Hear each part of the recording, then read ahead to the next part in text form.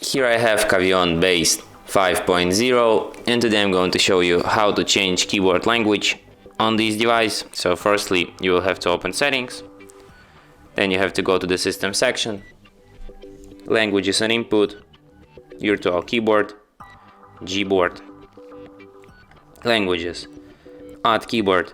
Here you can see the whole list of languages in which you can type on this device. So let's select maybe Greek, then tap done, and now let's try to write something down in Greek language.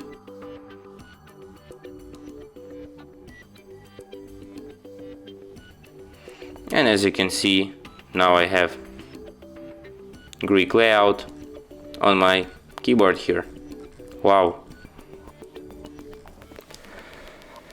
And that's it. Thanks for watching. If you find this tutorial useful, don't forget to hit that like button and subscribe to our channel.